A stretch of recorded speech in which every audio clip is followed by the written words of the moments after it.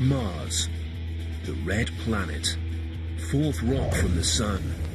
For centuries, we humans gazed at our neighbor and imagined an alien world.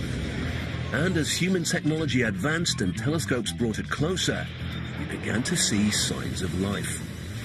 As the 20th century began, mainstream credentialed astronomers were looking at Mars, thinking that they saw evidence for a society, a civilization on the red planet.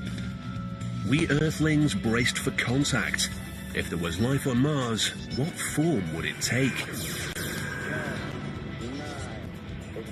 We set off into space to find out.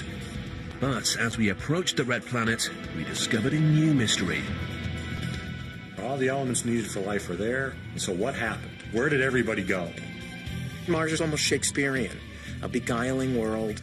It's tricking us every way. Is Mars dead or alive? Some people think the planet was home to an ancient civilization. There was at one time intelligent life on Mars, and they built something. But hard evidence continues to elude us. If there's life there, we'll find it. Across the globe, the race is on to make the greatest discovery of all. We're joined by skeptics and believers alike as we try to determine if there really is life on Mars.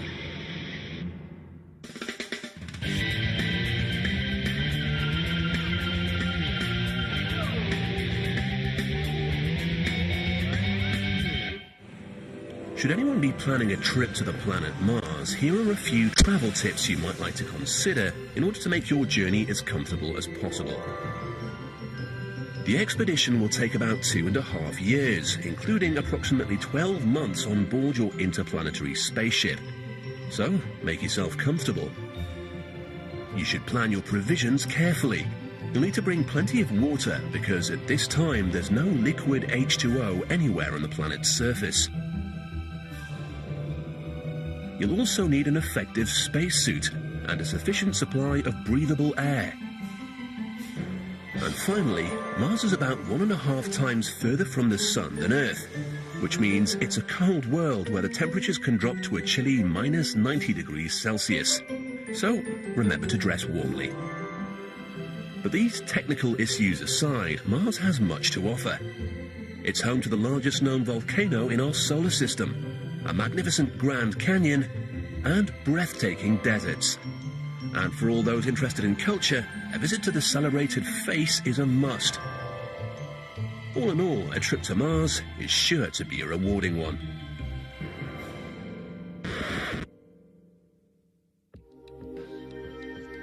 In fact, without ever stepping foot on Mars, we know a lot about this distant planet. But what we don't know is whether or not it contains life. When the first astronauts eventually do arrive on Mars, who or what will they find?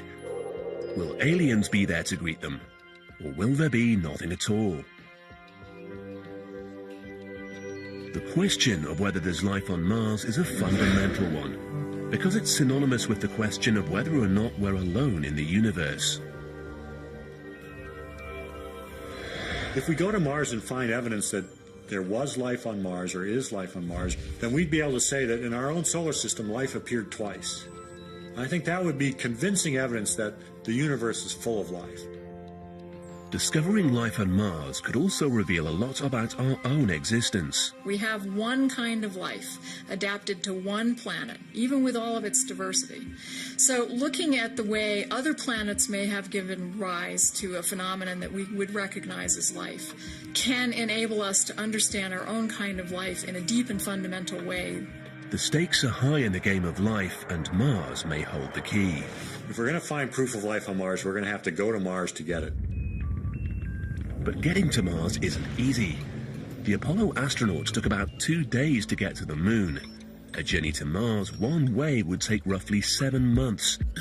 Mars takes about twice as long to orbit the Sun as the Earth, so a space mission would have to plan departure when the two planets are close. And the challenge of bringing a mission back is incalculable in its complexity. Just one of the reasons no manned mission has ever been attempted. But that's exactly what Dr. Robert Zubrin of the Mars Society wants to do. Zubrin is an astronautical engineer with 15 years' experience in the space industry. He's been planning a trip to Mars for the last 2 decades, and he's come up with a novel way to do it. If we want to go to Mars, we need to travel light, live off the land. What makes a Mars mission so prohibitively expensive is the amount of mass, mostly rocket propellant, that would have to be sent there and back. But Dr. Zubrin's plan is to take only enough supplies to get there, then make the rest on the planet itself. There's 3 things we want to make on Mars. First, most importantly, propellant. After that, water. And third, oxygen. We can make all 3 with this machine. Here's how it works. The Martian atmosphere is 95% carbon dioxide gas. We pump that into the reactor. We mix that with a little bit of hydrogen. You can make that reaction produce either methane or carbon monoxide or any mixture of the 2. And water. The methane and carbon monoxide mixtures can be used as rocket propellants for the return trip to Earth. The water, we could keep the water and drink it, or we could electrolyze it into hydrogen and oxygen. The oxygen that comes off, we could use as breathing oxygen, we could use as rocket propellant oxygen. That's how the machine works. It makes your fuel, it makes your oxygen, it makes your water. That means there's enough room on the spaceship for food. It looks simple, and it's not just theory. Working with simulated Martian air, Zubrin has spent years testing and refining this technology. This is a subscale methane, carbon monoxide, oxygen rocket engine. It all works. It works great. These are great propellants. We start them right up with a spark plug time after time. Despite Zubrin's work, current thinking is that it's too expensive and too dangerous to send a manned mission to Mars. Instead, the international space community has deployed a range of unmanned robotic explorers on and around the planet. But Zubrin points out that using robots to do field research leaves a lot to be desired. Okay, we can send robots to Mars, and I support sending robots to Mars. I think we ought to send a lot more robots to Mars. Okay, robots can make all kinds of discoveries. They can give us all kinds of data. They can image the surface of the planet and possibly identify interesting targets for exploration. But they won't tell us the answers that we need to know. They won't tell us if there's life on Mars. So what does Zubrin think about the possibility of life? I think that a naturalistic view of the universe would suggest that the Earth is not special, and that if life can evolve here, it could evolve elsewhere where environmental conditions are similar. And if there's life there, we'll find it. But there could be an easier way to find out. In fact, the answer could already be right here on Earth. Every year, hundreds, maybe even thousands of aliens come to our planet. Most arrive quietly and go unnoticed, but some enter the atmosphere in a blaze of glory. These aliens are meteorites. For centuries, these rocks from the sky were treated as curiosities, and often ended up in local museums or private collections. But the information meteorites contain is so valuable that these days the scientific community sends search parties to find them. Meteorites fall randomly all over the Earth, but one of the most popular hunting grounds is Antarctica. Every year, scores of scientists risk their lives and head to the frozen continent. There, they conduct systematic grid searches of the icy landscape, looking for telltale dark shapes against the blue-white of the ice. It was on an expedition such as this that one particular meteorite was found, one that shook the scientific community to its core. The Discovery team sent it to a special facility at the Johnson Space Center in Houston, where NASA keeps its aliens. This is 84001, also known as the Allen Hills meteorite. The strange green rock was kept under strict quarantine. It was processed, examined, and rigorously interrogated for information about its home world. And although it took 10 years, investigators finally learned the truth. This rock came from Mars, and it had a secret to tell. Today, Rock 84001 speaks to us across all those billions of years and millions of miles. It speaks of the possibility of life. The best evidence of life on Mars may not be hidden deep within alien rock at all. There are some people who believe that a vital clue is staring us right in the face. Richard Hoagland has dedicated his life to examining imagery transmitted to Earth from various Mars orbiters, surveillance systems that have circled the red planet for over 30 years. In the first pictures that the 1976 Viking orbiters sent back from the planet's surface, Hoagland saw something incredible. I looked at this and it was like, oh my God. This thing had symmetry, it had proportion, it looked like a statue. Hoagland is referring to this remarkable image, a face-like structure the size of several city blocks. And that's not all Hoagland thought he saw. There were other structures surrounding the icon, eroded by time, that resembled the ruins of a monumental city.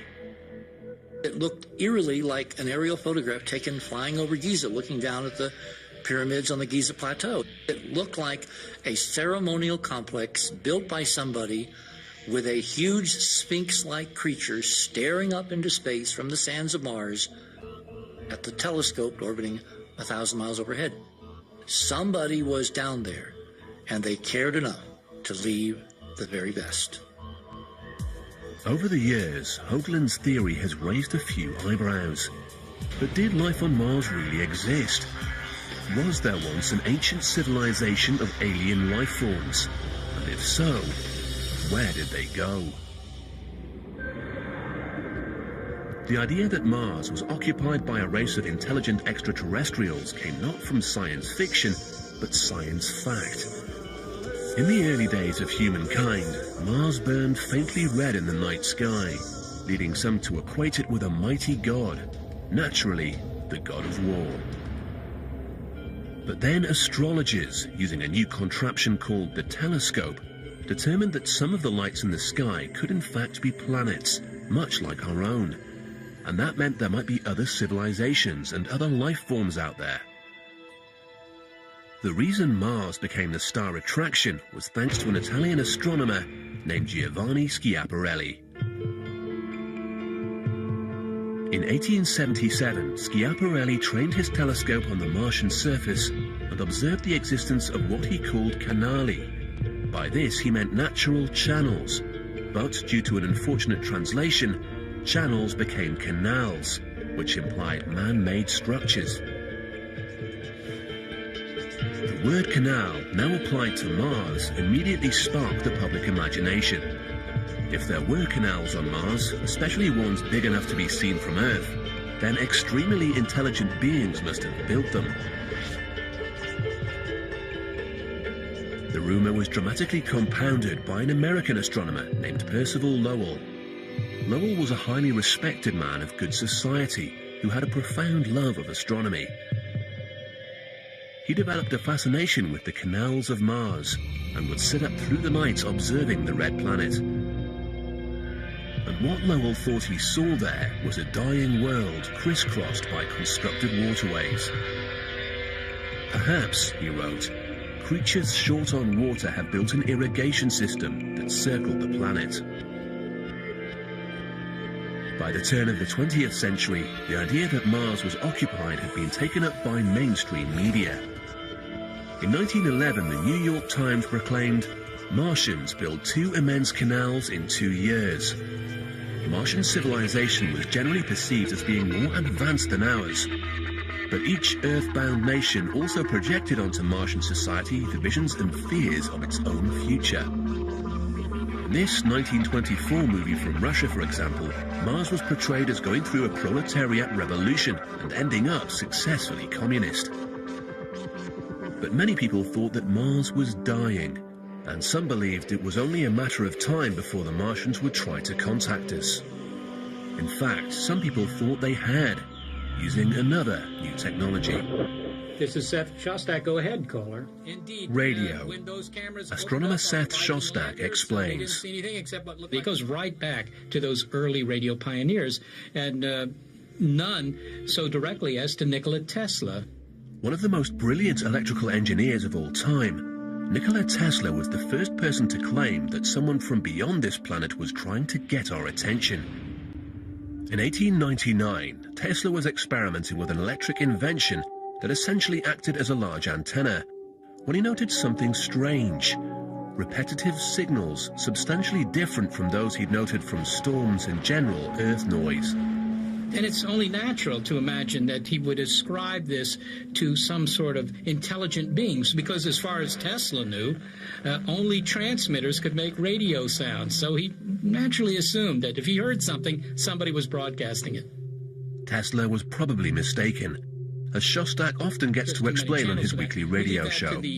Oh, that wasn't your question? Well, we don't know for sure what Tesla heard, but most likely it was something that we call whistlers. These are just distant thunderstorms, lightning discharges that produce natural radio waves that get distorted by the atmosphere as they propagate around the Earth and make a sound that kind of sounds like a whistle. Modern science may have an explanation for the signals, but in a way Tesla was ahead of his time. The idea that you could send signals from one planet to another made sense and inspired subsequent radio enthusiasts to listen out for signals from outer space. But if there ever was a message, it seems we humans didn't get it. At which point, the Martians turned nasty. Ladies and gentlemen, we interrupt our program of dance music to bring you a special bulletin from the Intercontinental Radio News.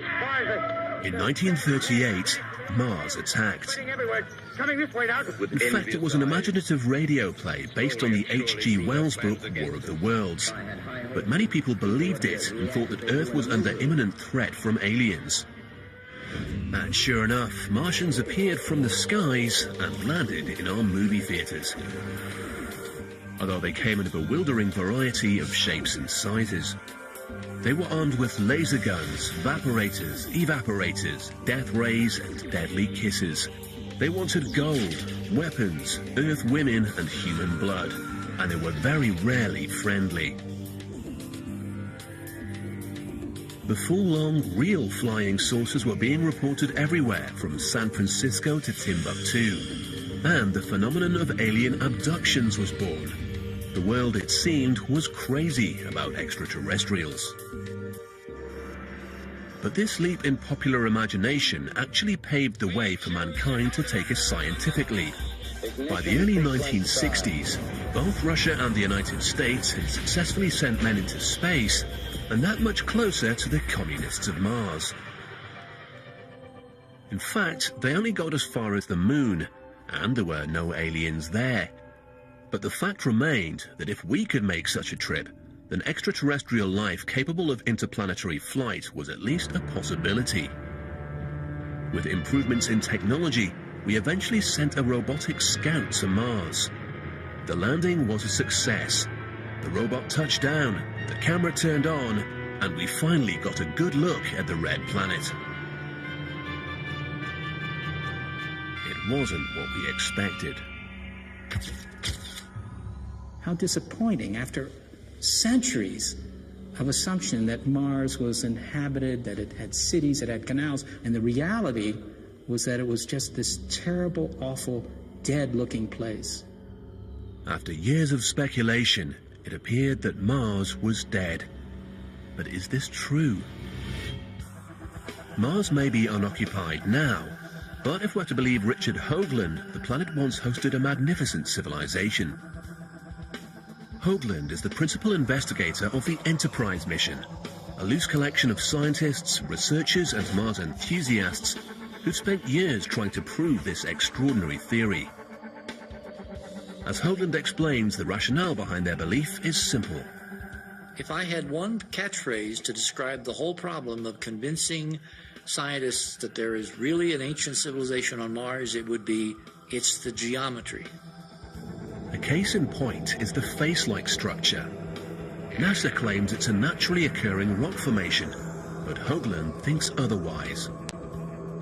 If you actually look at proportions, where the mouth is, where the nose is, where the eyes are, they conform to commonly accepted statues and representations of human forms that go back literally thousands of years.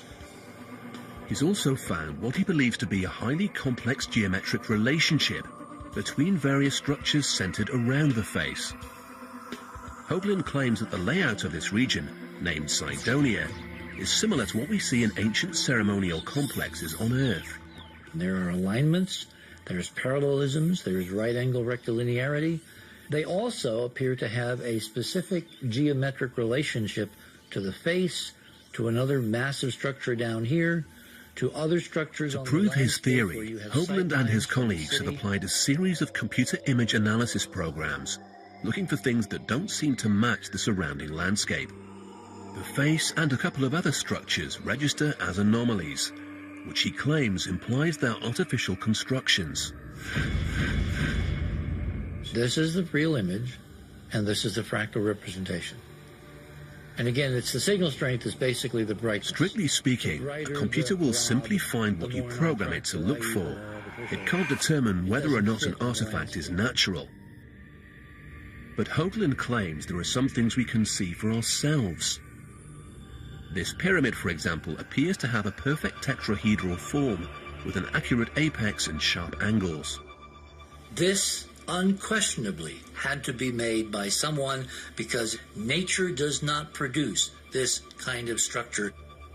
If we were to land someday, find the entrances to this thing, walk inside, because if the exterior is preserved in this extraordinarily pristine form, imagine what waits us on the inside. But if there was a civilization, what happened to it? That's where things get interesting, but that's where we obviously cross the line from science to speculation. We have no ground truth, unfortunately. Hoagland thinks that NASA hasn't investigated these claims because the government is hiding something. I believe there's a cover-up. Call it a conspiracy if you will, except they're not called conspiracies, they're called policies. According to Hoagland, it all goes back to an obscure Brookings Institution study commissioned by NASA and published in 1960. There is a section devoted to the implications of NASA's discovery of extraterrestrial life. And the document recommended that if we were to discover, i.e. NASA were to discover evidence of extraterrestrials, that it should be basically kept secret, because it had the potential at the limit to destroy civilization. The argument appears to be that where one civilization comes into contact with another that's more technologically advanced, the first civilization's in trouble. So could the US government be covering up aliens to prevent a societal meltdown? In fact, all the Brookings report really suggested was that we should do more studies. Hardly sinister stuff. Seth Shostak also thinks that there's a fundamental flaw in Hoagland's cover-up theory. Well, doggone it, if the aliens are really here and they're really advanced and they're really malevolent, as they could conceivably be, then it really doesn't matter what the government does it? This is Bambi meets Godzilla, and Godzilla's going to win. Shostak himself works for an organization that operates on the assumption that not only is there life out there, some of it has technology. This is the Allen Telescope Array, built and operated by the University of California at Berkeley and the SETI Institute. SETI stands for the Search for Extraterrestrial Intelligence, and it's an entirely scientific operation manned by astrophysicists, engineers, and planetary scientists with one simple objective. It's really easy to send signals between the stars. That's the bottom line fact. There might be thousands, millions, or more societies that are sending information from one star system to the other. Why not look for it? SETI basically eavesdrops on the universe in an attempt to pick up a signal from outer space. To do this, SETI uses highly sensitive radio receivers that scan systematically through the billions of star systems in our universe. It's like scanning through your car radio dial as you drive, but on a cosmic scale. Now, what kind of signal are we looking for? We don't care. Looking for the message requires a different kind of technology that we haven't built and won't build until we find that they're on the air. We're just looking for a signal that tells us, hey, their transmitter switch is on. It may seem a bit like looking for a needle in a haystack, but astronomy has made enormous progress in identifying the stars and planets beyond our solar system. This, combined with ever-improving technology, allows SETI to search with more precision, and their motive is as old as mankind itself. We're trying to look for something that would show that, we're part of a bigger picture. We're not just a little bit of chemistry run amok on this small little world tucked away in the corner of a nondescript galaxy in an enormous universe. So, has SETI ever made contact? In 1997, we picked up a signal using a telescope in West Virginia that looked like the real thing. And we got quite excited to the point where everybody was glued around the computer monitors just looking at what was going on. The signal had all the qualities SETI looks for in an alien contact. One was that it occurred on a very narrow frequency. Nature produces many radio waves, but these register like broad static across the dial. But this one was emanating from a specific location in the cosmos. Throughout the night, scientists worked to pin down the source. I realized that the world from that day forward will really not be the same. I was very nervous, actually, because I didn't know what the consequences were going to be. It took 3 days, but the engineers and scientists finally identified the signal, and it wasn't alien. As it turned out, the signal was due to a European research satellite, the SOHO satellite, the signal of which had just gotten into the structure of our antenna. And that was a bit disappointing. To date, the industry experts, SETI, haven't found any evidence of extraterrestrial intelligence. As of now, one thing you can say, and that is we have not conclusively proven the existence of any life, intelligent or not intelligent, beyond the bounds of Earth. So what does this mean for Mars? 30 years of remote observation so far appear to have done nothing but confirm that our nearest neighbor is dead. But the idea of life on Mars has begun to make a comeback, and it's all because of water. When NASA's scientist Chris McKay saw the 1976 Viking images of a dry, barren Mars, he was intrigued. I remember the overwhelming impression I got was the lights are on, but nobody's home. What McKay is referring to is what he poetically calls the ghost of water past. Here in the Mojave Desert, he explains what he means. There's no water in this lake bed now, but the geology, the surface of the ground, shows evidence that there was water here. And that's what we see on Mars. We see dry lake beds. We see river beds that have no water in them, but clearly did at one time. And this is the evidence that Mars had water. And it's that water that's of interest to us from a biological point of view. The Mojave actually gets more than 12 centimeters of rain a year. But Dr. McKay uses this desert as a near waterless zone in which to conduct experiments relevant to his theory about Mars. And it seems that life can thrive in these conditions. We find microscopic life, microscopic algae, that have learned to survive under dry conditions. This organism, this algae, is the dry version of pond scum. They wait out in the dry for months, maybe years, and then a rain comes and they very quickly set up shop and do their biological thing, and then it gets dry and they shut down and wait again. Dr. McKay isn't claiming that Mars is populated by desert algae, but he thinks the odds are in favor of past life. If we were to imagine what would the last Martian have been like as Mars went from a fairly wet, Earth-like environment to the dry desert that it is today, it would have been probably an organism like this. So, according to McKay, if life ever existed on Mars, it was probably microbial. And microbes bring us full circle. Some scientists believe we've already found life on Mars because of some mysterious clues discovered in a Martian meteorite.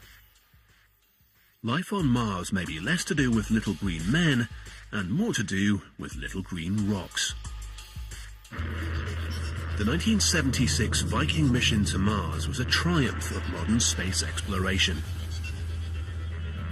But one unexpected bonus was information that could be used to further study our alien visitors, the unidentified meteorites sitting in cold storage on Earth. Well, we've had meteorites we've known were meteorites for 100 years, but we didn't know they came from Mars until Viking landed and measured the gases in the atmosphere, and scientists studied the gases in these meteorites and showed that they were the same. But how does a Martian rock get to Earth in the first place? Scientists think that an explosion, probably caused by the impact of an asteroid hitting Mars, blasts a rock off the planet and into space. It then hurtles around our solar system until, if it's very lucky, it gets caught by the gravity of our planet and plunges to Earth. For NASA scientist Dr. Everett Gibson, these meteorites have sparked a remarkable voyage of discovery. For one to have life, you have to have the presence of water, you have to have the presence of carbon, you have to have an energy source, and you have to have geological processes. All of these four fundamental things are seen within the Martian meteorites. So, the conditions could be right for life to exist on Mars, perhaps in the past. And it seemed that NASA was about to prove it, thanks to that odd little meteorite, 84001, from Mars. 600 million years after this rock was formed in the crust of Mars, you get water percolating through the rocks, saturated in carbon dioxide from the Martian atmosphere. As the water basically evaporates away, it potentially leaves the carbonate behind. The meteorite confirmed that Mars had once been wet, but there was more. The carbonates contain organic matter. The carbonates contained an iron oxide mineral, magnetite. Here on Earth, magnetite, essentially magnetic crystals, is often produced by microscopic life forms. The investigators then looked even closer using the most powerful microscope at their disposal and got an even bigger surprise. They saw what looked like minute worm-shaped structures. The scientists were elated, but cautious. We said one explanation could have been biology operating. Could have been the signatures of something like a life process. Was this all finally confirmation that there was life on Mars? From the moment they were first announced, the microbes have been controversial. Critics say that the carbonates, organic matter and magnetite crystals can be explained through other non-life processes. And many people believe that the worm-like structures are actually clumps of a coating material used to examine the sample in the laboratory. Others point out that the rock could have been contaminated at any time during the thousands of years it was lying around here on Earth. But nonetheless, the possibility of ancient Martian bacteria has reinvigorated the theory of life on Mars. If, once upon a time, Mars had been warmer and wetter and had some early form of microbial life, did it survive, thrive and grow up to build complex structures? It's a nice idea, but it seems unlikely, especially when you consider that conditions on Mars are dry, radioactive and extremely cold. It's often suggested that surely nothing could survive in this hostile environment. But perhaps we've been underestimating the nature of microbial life. Astrobiologist Penny Boston is searching for life on Mars by dropping deep into this heart of darkness.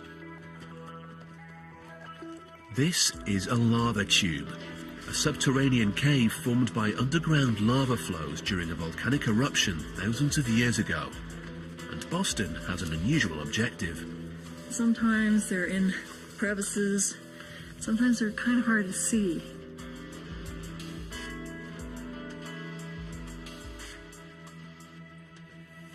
Ah, there's one. This is an extremophile. We're looking for what we astrobiologists call extremophiles in this environment, and that means that they're organisms that are living in very difficult conditions. In this particular case, these organisms are living in a very cold cave right around freezing. They are making their living without benefit of sunlight, and there's almost nothing to eat in this cave. In recent years, scientists have discovered tenacious microorganisms living in all forms of extreme environment. And if they can do it on Earth, why not on Mars? We think that Mars is covered with lava tubes. We believe that by looking at organisms that live in these extreme circumstances on Earth, we can learn a lot more on Mars, and that similar Martian organisms may be able to persist on Mars in places very similar to this lava tube. To find out, Dr. Boston has created her own little Mars environment biospheres. Essentially, she's exposing a range of microscopic Earth life forms to a variety of elements that can be expected on Mars.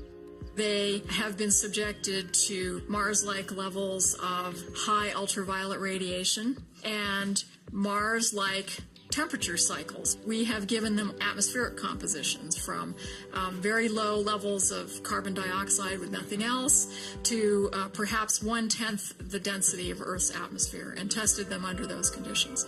So far, she's isolated 36 different strains of organism that thrive quite happily, meaning that in theory at least, life could survive the harsh conditions of Mars. But there's one problem. There's one thing for sure that we know, and that is that all forms of life on our planet require liquid water.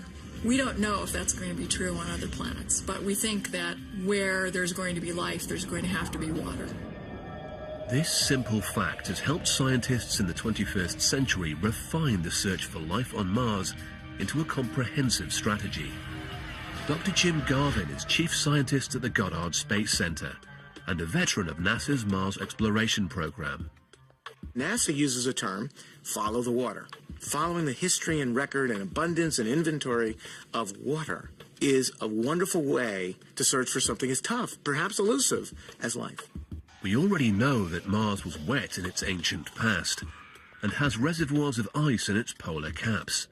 But using remote sensing technology, NASA has found what could be evidence of a modern water cycle.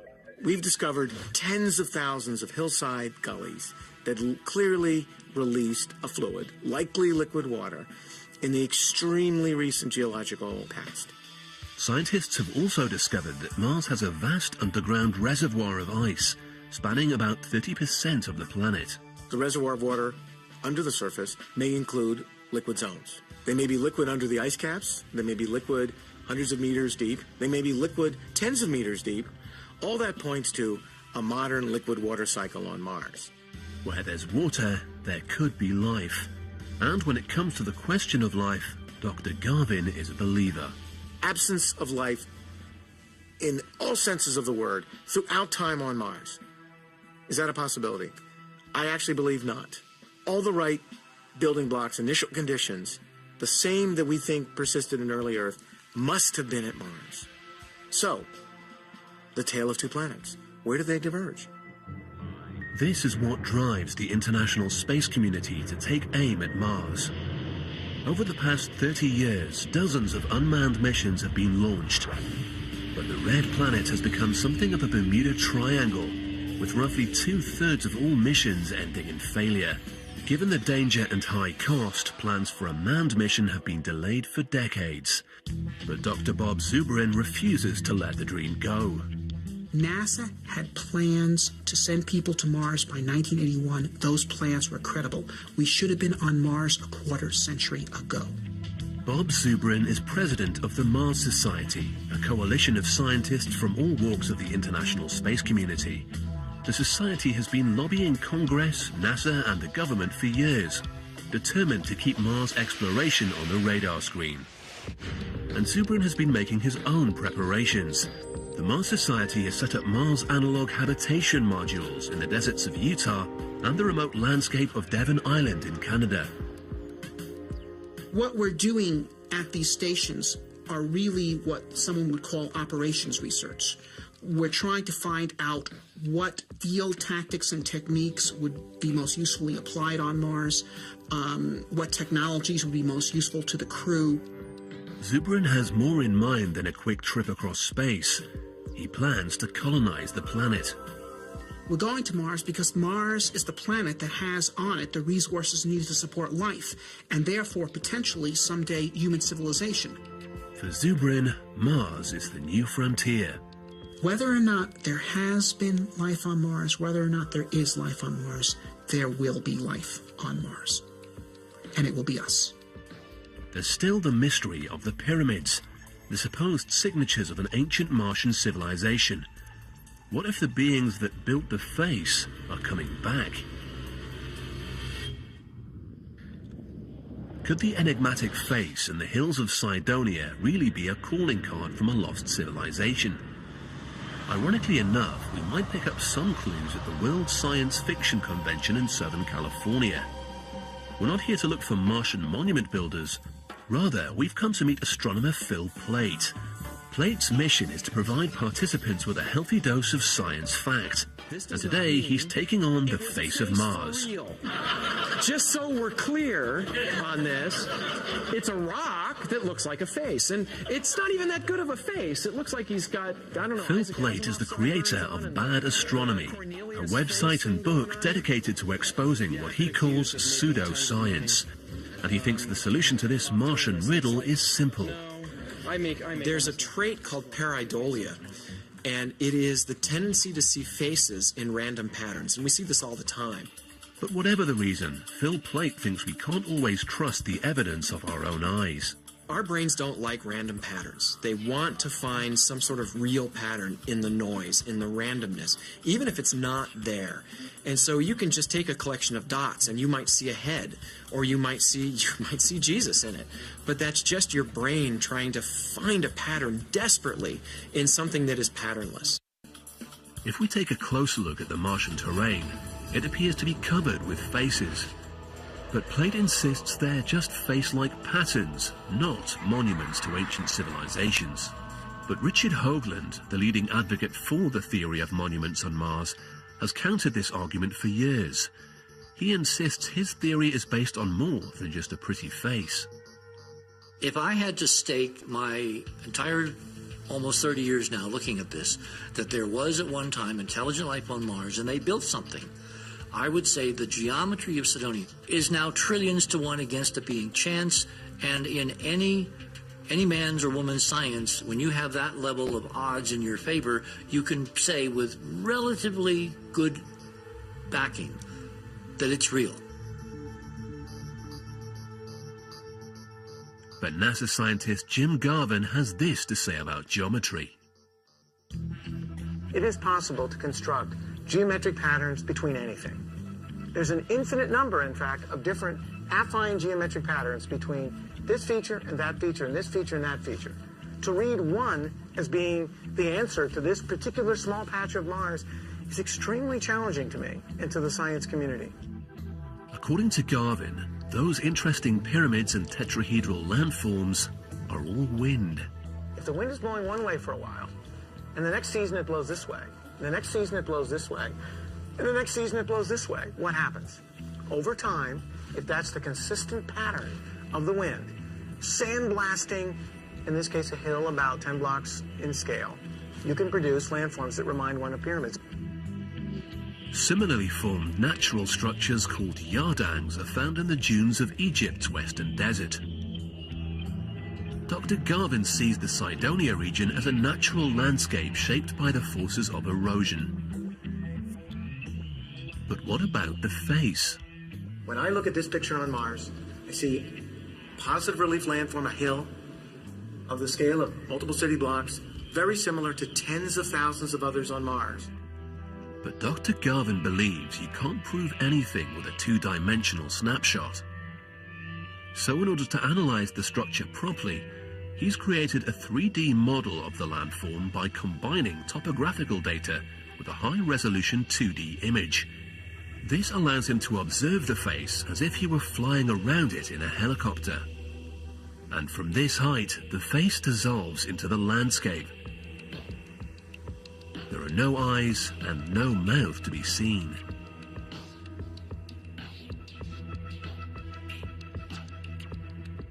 There's a lot of different interesting ways to look at this feature. The simplest way is the natural way. And that's always worked well in science. Some people wonder why NASA doesn't just send one of its robots to investigate. But considering the enormous cost and the physical challenges of dropping a priceless asset such as a Mars rover, all targets need to be chosen with careful consideration on the basis of scientific priorities. Why would we consider this a first priority? And that's the question I leave you with. We're looking for our origins in the history of life in the universe.